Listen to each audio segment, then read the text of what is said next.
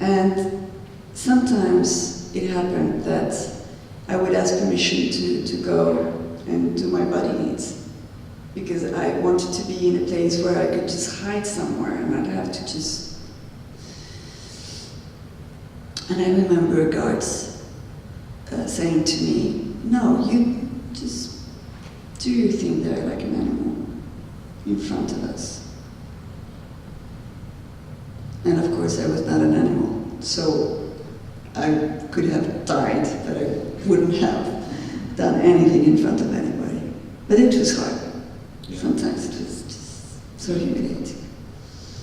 And with that loss of, well, did you lose your dignity?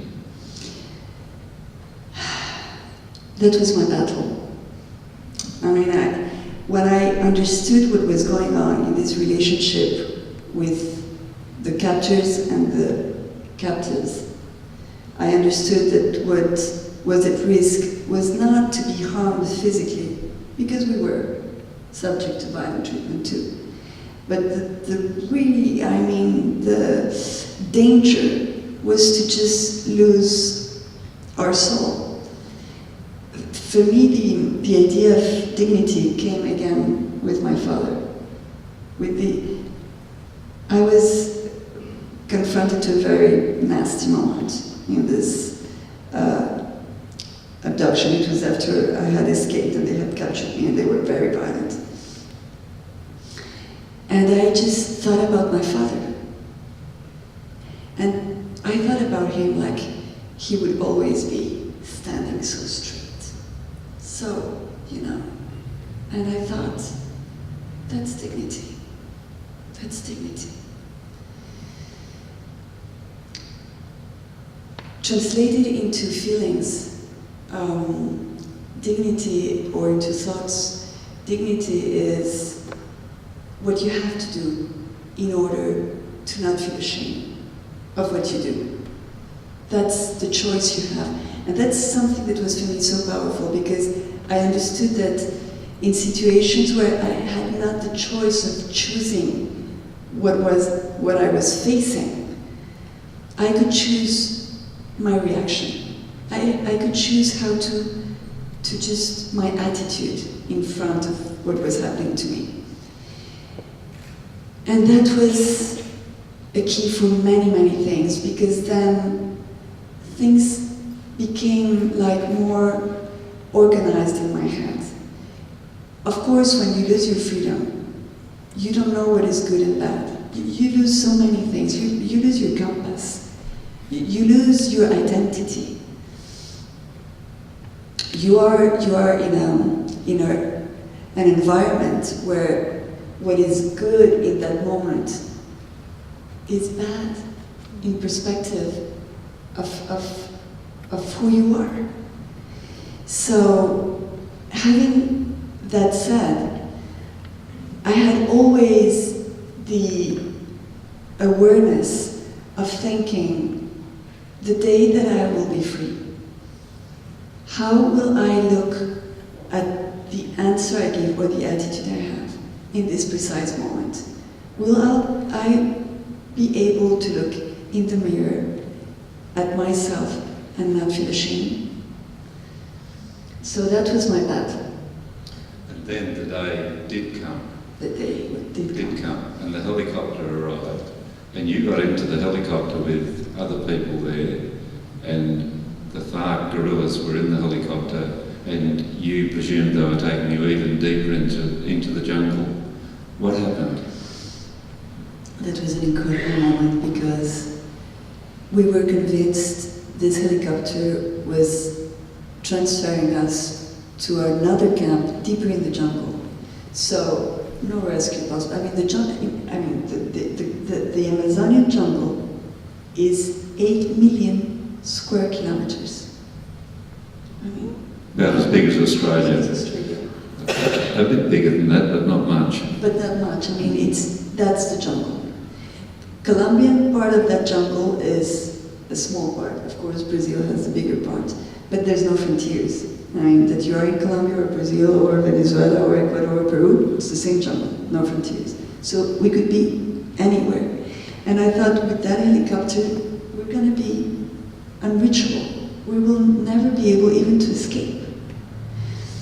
So it was a very dreadful moment. And we boarded this helicopter, not wanting to go into the helicopter, forced to get in, handcuffed, all of us, the 15 prisoners that we were, and the two commanders of the FARC, the highest commanders, Cesar and Enrique, boarded the helicopter with us, and the crew of the helicopter that we thought was working for the FARC. So the helicopter took altitude, and there was this fight between the commanders of the FARC and the crew. And I didn't understand what was going on. I mean, I was with my little brain of, prisoner mode brain where you don't understand anything. And then I saw the two commanders lying on the floor, neutralized by the other guys. And I was not realizing what was going on. I couldn't figure out what this meant until the moment the chief of the group, he had, I remember, a white hat. He just took off the hat and he screamed, really with a very loud voice, "Somos el ejército de Colombia." I'm gonna cry. Están libres. We are the Colombian army. You are free. And what did you do? I screamed.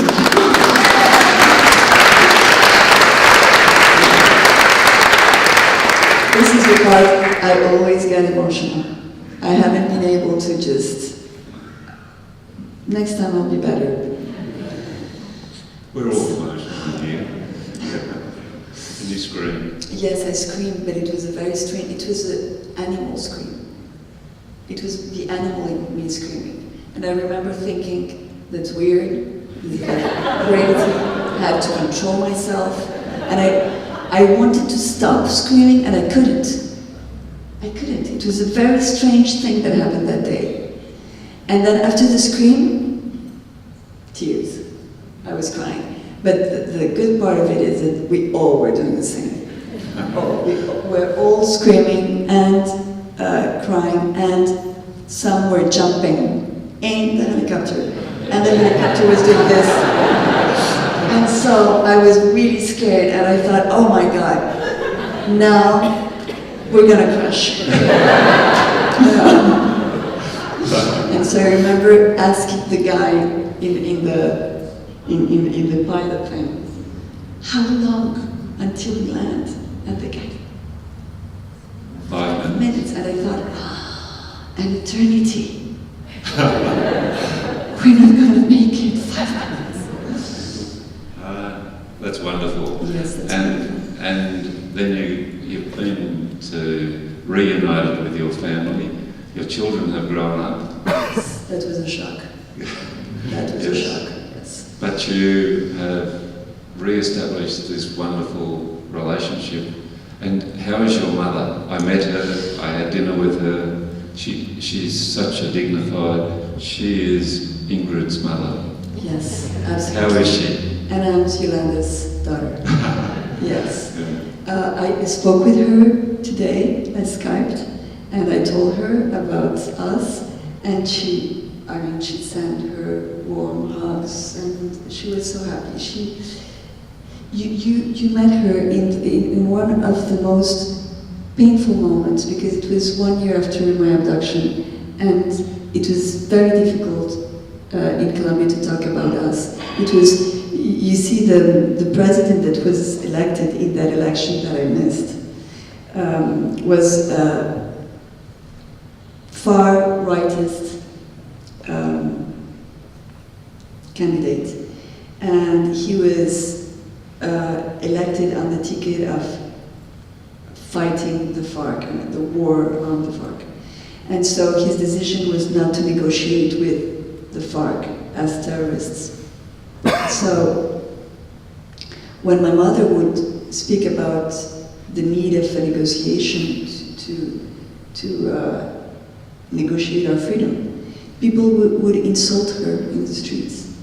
Really? Yes, it was very hard. I mean, it was really, she was treated as anti-patriotic, that she had betrayed the country, only because she was a mother asking for a way to have her daughter released. And you came in and you supported her. And it was so important for my family.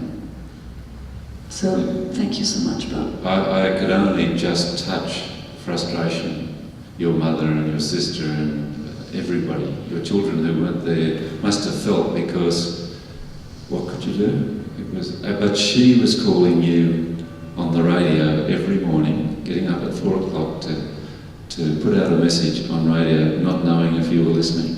And she called all through the 6 years.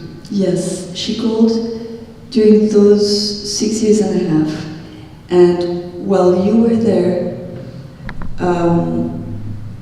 at that time, I didn't know she was sending messages because I didn't have a radio and because nobody had told me. Had to wait until I was brought to this prison in the jungle.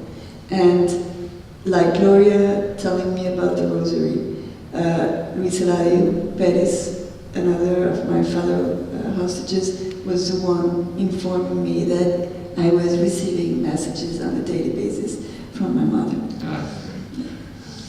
Ingrid, you're a person in the prime of your life. You've got this magnificent, enthusiastic and optimistic philosophy.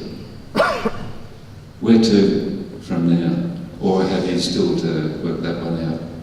No, I think that I am so happy to be here with you. I mean, you cannot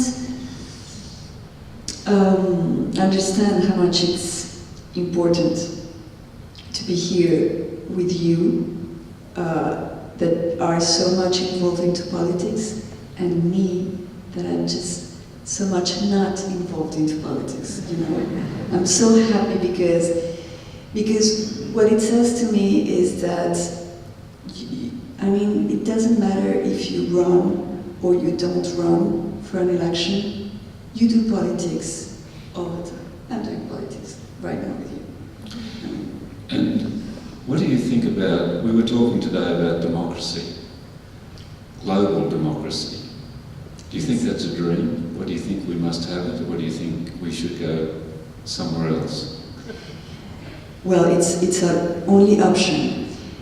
But democracy, what I loved in what we talked about democracy this morning is the concept of responsibility. Because I think this is really a green value. I mean, the individual responsibility we have in making global changes. That's something that, as Greens, we developed. Nobody was talking about that before us. Because there was this, once we had democracy in the Western countries, somehow the value of democracy got devaluated. And people thought that because they had the power to vote or not to vote, they could as well not vote, because others would, vote. And for them, one to vote or not vote, it wouldn't make the difference. And what we're realizing is that the decisions we make as individuals are the ones that shape the planet we want to live in.